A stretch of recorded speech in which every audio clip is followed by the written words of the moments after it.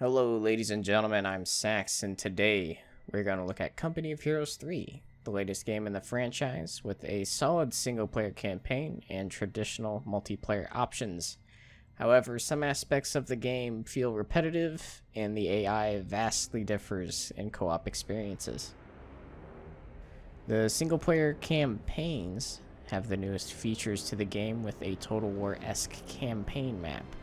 On these beautiful maps, you can access your Air Force, Navy, and ground forces. You can upgrade these units as they capture cities and destroy enemy positions. Your ground forces are standard divisions that start with standard equipment. You don't build your army in this like you would in Total War.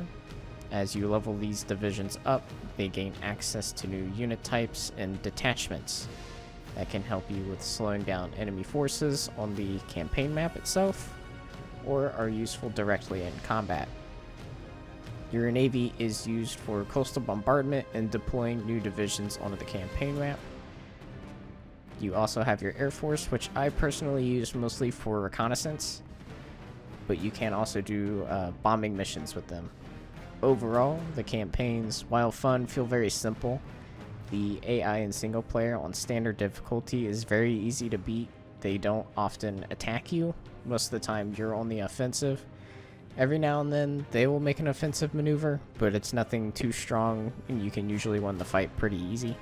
When in the actual battles, they will not retreat their forces or preserve them in any way. They will stand and fight to the last man.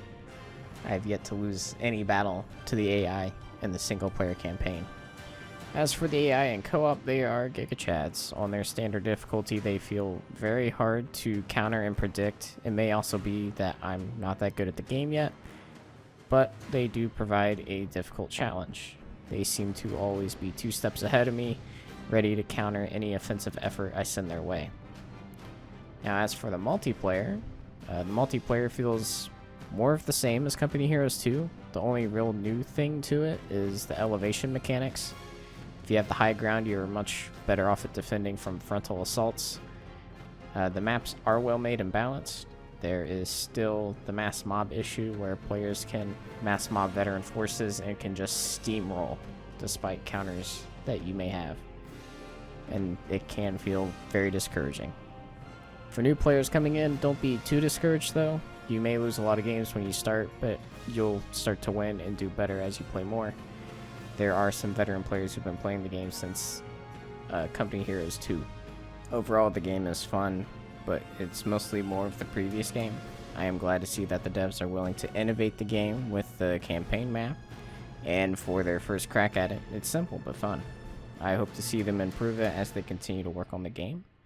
If you're interested in Company Heroes 3, it is available on Steam for $60. A link to the Steam store page is down in the description.